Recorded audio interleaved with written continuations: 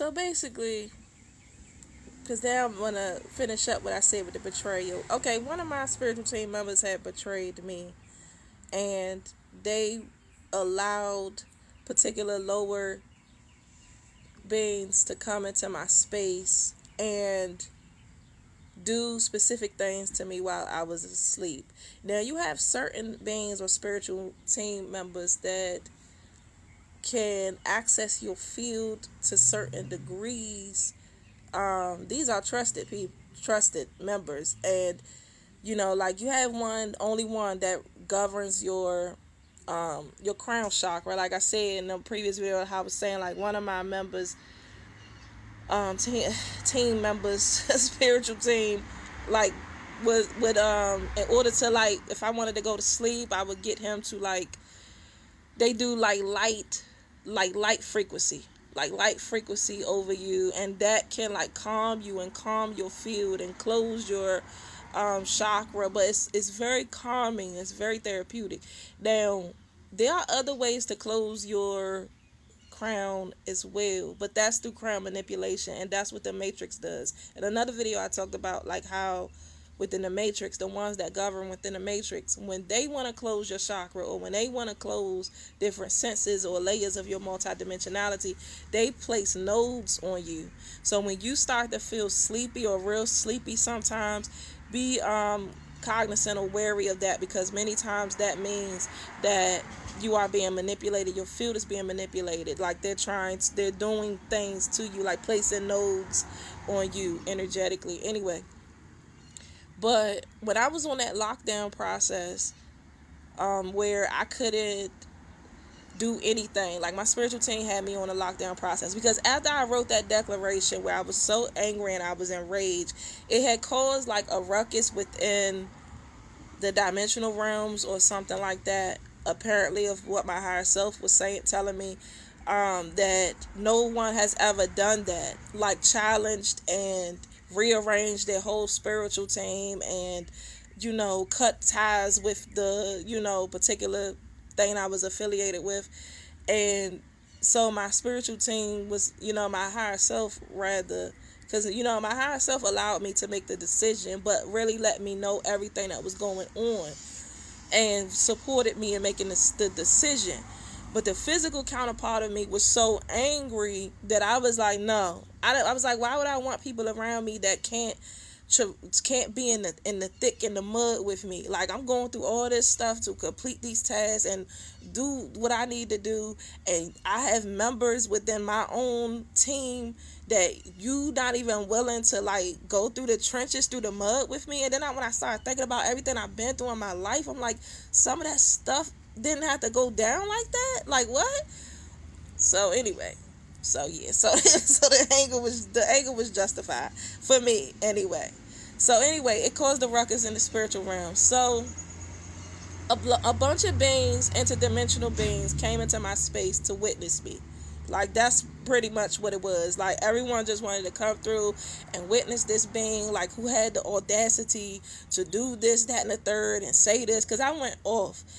And, and that's what it was. And they just came through to just watch me and observe me, and that was like a process. So I just had beings coming and going, or just beings that would just come and vibrate in my space and just stand there and just watch me and observe me and converse and judge me and all of that nonsense. And so after I had so that's what happened. And then my higher self told my spiritual, after I had rearranged my spiritual team and I got to pick and choose certain people, my higher self chose them, right? But through specification, because I was like, if they are not willing to be in the earth realm energy as well, in order to, like, no. Anyway, but like I said, so my higher self had cut everybody loose at first, and then I had brought two people back on. Like, the one that governs my crown definitely stayed, and then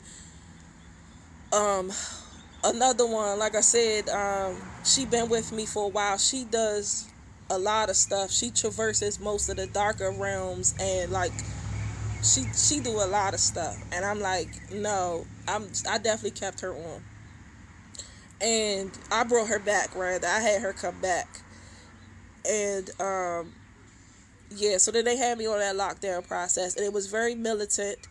And then it was like there was no activity in my space at all, like no beings coming through. I was not allowed to be distracted with anything. Like I didn't even have a television. I couldn't watch television. I couldn't be on the phone. I couldn't eat certain things. I couldn't I was being guided. All of this was through my higher self activity, like guiding me on everything. It was very militant. And that was the process.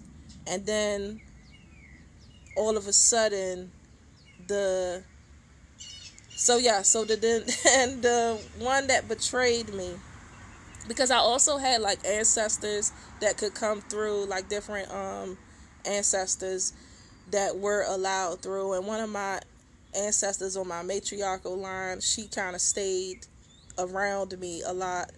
And basically one of my spiritual team members that I allowed to stay on, and then I had to cut him afterwards. He had made like some he had allowed some particular beings to come through and to do stuff to me while I was asleep. And I was in an induced state of sleep, right? And like I said, with the nodes and the things that they placed, the ones that govern the matrix. And they had like, and all of these things was to basically like, this is how I learned too that, okay, they was harvesting my light and stuff. Like, it's tricky, because the thing about it is, when you traverse the physical realm as this being that you are, and you go through all the thick and the mud and the layers and the craziness in order to vibrate to these high frequencies and step into who you truly are, you are naturally becoming more and more powerful. And if it's not your first rodeo, like I said in another video, I say most chosen ones, this isn't our first rodeo.